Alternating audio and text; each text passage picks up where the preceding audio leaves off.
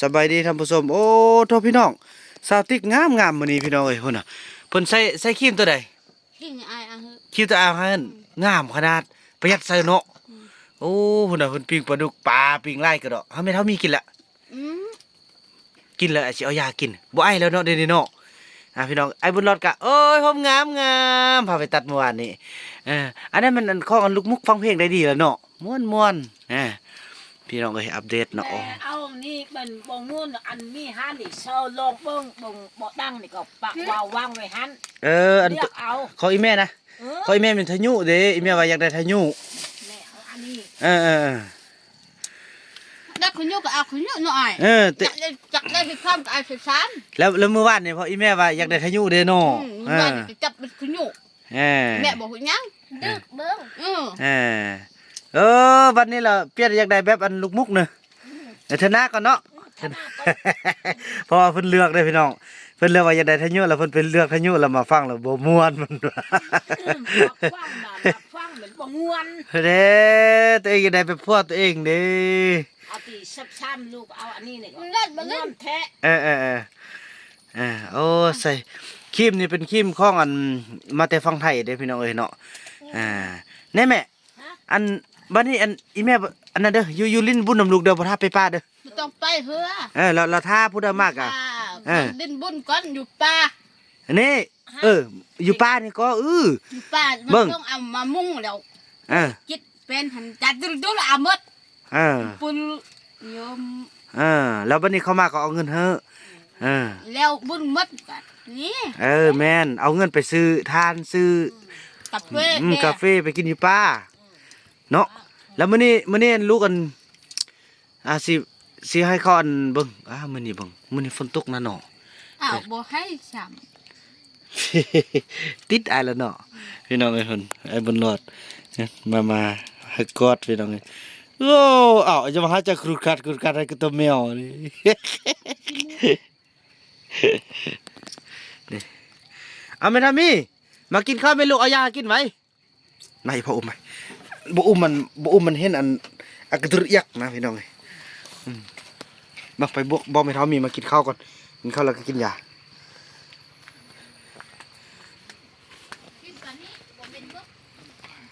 เฮ้ย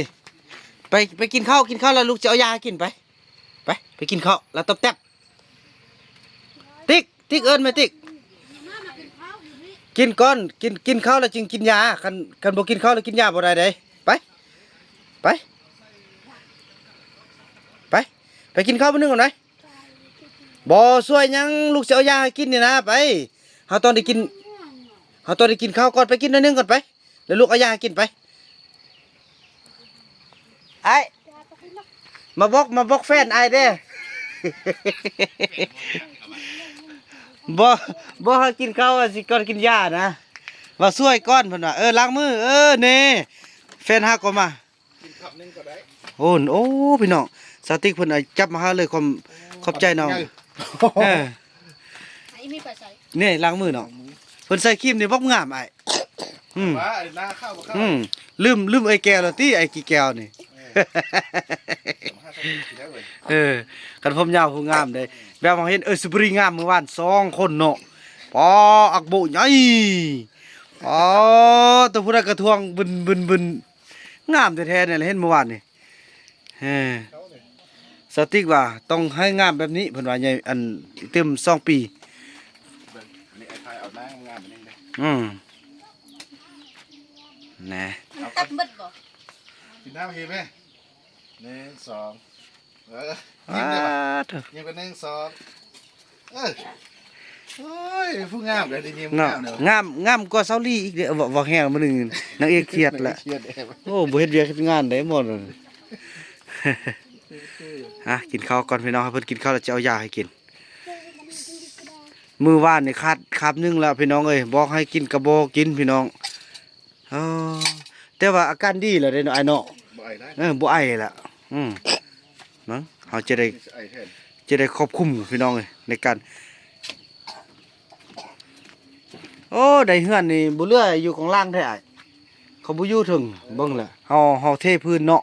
เทพื้นแล้วเฮ็ดเตียงเขานอนอยู่ลุ่มเอาเนาะบ่ดินนี่แหละหาเทก็ได้ เนี่ย มีแต่เอาไม้นี่ไปแปลเข้าคืนก็ได้ เนาะเอาไปมาเฮียเอาหยังไปเฮ็ดแบบ ให้เขามักเนาะ เอิ้นแค่นะไทยเอิ้นแค่อยู่ลุ่มตะล่างนะ เออ เปื่อยนะ แม่นแหละกินข้าว เอาไปได้ข้างหักกะใส่ไม้ตอกเศร้าๆเลยก็ได้ อืม ง่ายดีเห็นห้องนึงตัวสร้างคนสร้างนั่นน่ะ หน่อย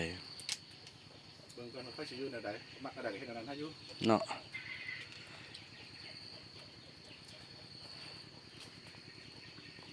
กินข้าวพี่น้องบัดนี้กินข้าวแล้วค่อยไปกินยา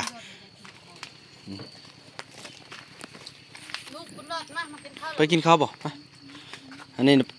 ไปหาแต่เช้าเด้นี่นะขึ้นฮอดโอ้อันนี้กับปู่ย่าเก็บให้มื้อวานนี้พี่น้องเอ้ยปู่ย่าเก็บให้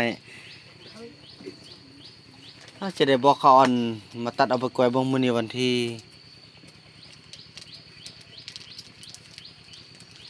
ตัดเนาะหาเขาตัดมามื้อนี้เลยก็แล้วเนาะได้แล้วก็เนาะตัดมามื้อนี้แล้วเฮามุ่งมื้อนี้เลยเนาะมุ่งเราเบิ่งแต่ผู้ละลังแล้วเด้หลายลังแล้วเนาะมี1ไอ้คูณไปซะแล้ว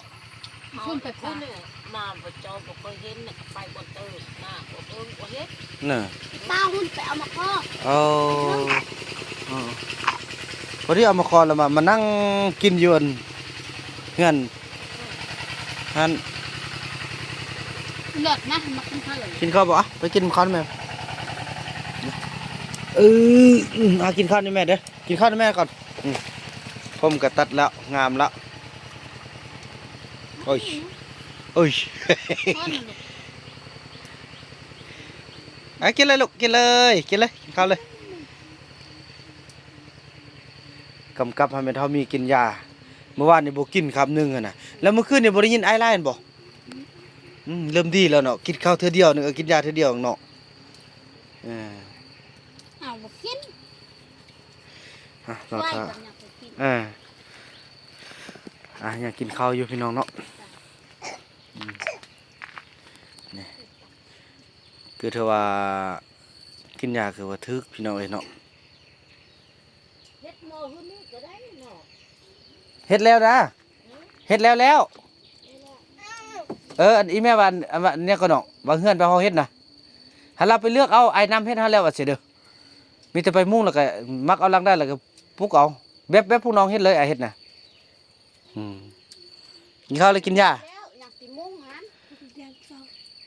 อยู่จนแย่งกับม้า น้อง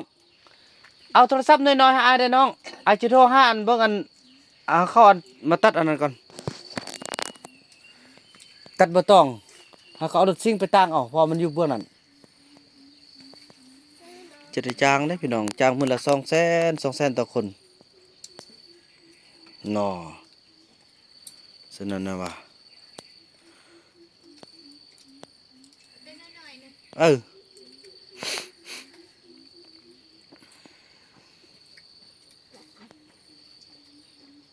ับตั้งหัวมันเนี่ยถูกกินข้าวปลาดุก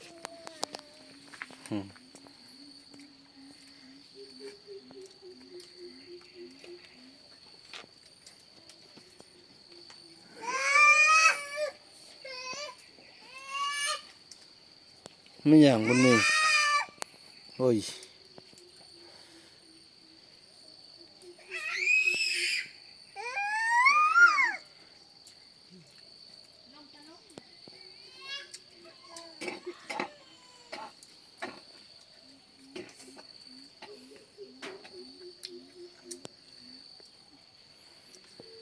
เขาบอกเขามาตัดเอาใบตองเขาเนาะเอารถซิ่งมาตัดเอา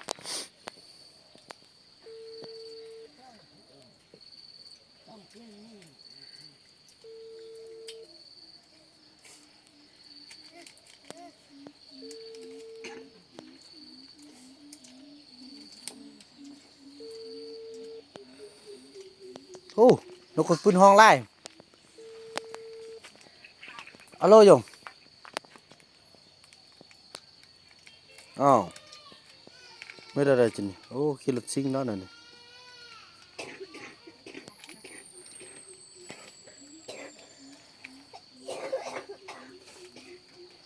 เริ่มไอแล้วเบิ่งเด้อบ่ให้เราสูบยาเด้อบ่เราสูบยาเด็ดขาด ลูกขึ้นนี่ไอ้3เทื่อเนาะ ก็บ่ไอไล่แล้วเนาะ ไอ้3เทื่อนี่บ่ไอ้แหละ นอนจนไป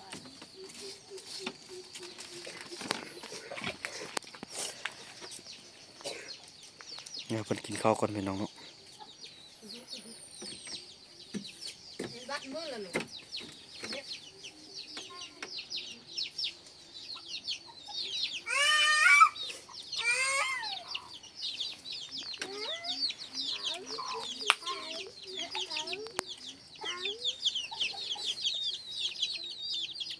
น้องนุ๊กไปตาเอาน้องไปน้ำ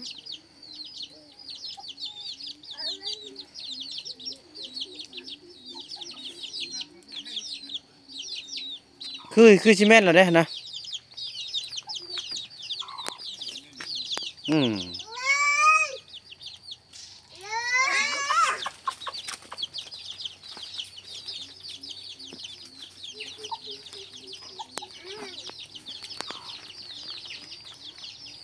กินข้าวอิ่มๆแล้วก็กินยาว้ายคนรอค่อยนี่น่ะเนี่ยว่าเปียกหมดน้ำลายนึงหั่นน่ะหรือว่าน้ำเมื่อวานน้ำลายสิไหลแท้บ่า บุญหลอดบุญเนื้อสร้างยอกได้ยังไปเอาน้ำนั่นเด้เอากระติกไปกินเอาแม่นเนาะโอ้โชเจ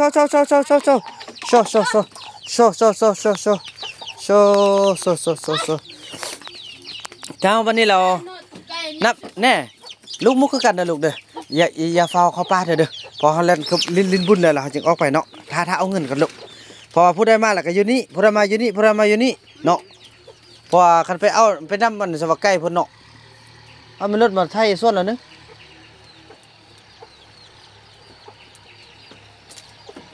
โอ้เขาจะเปิดเพลงพี่น้องเอ้ยรถเขากลายไปแล้วน้องกินข้าวแล้วน้องจี้นั่นแหละไอจีทานนั่นก็เด้อทานป้อนอันยาให้แม่เฒ่ามีไปนึง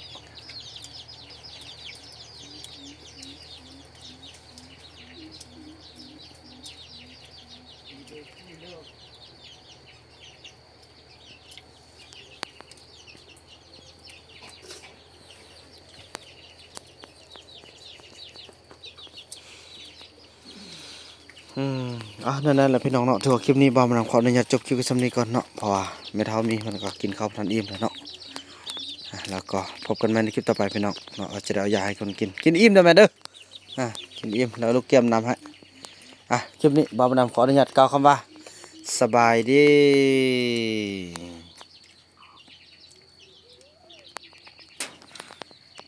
เนี่ยกินข้าวแซ่บแล้วเด้อบัดนี้น่ะกินยาคับเดียวนึง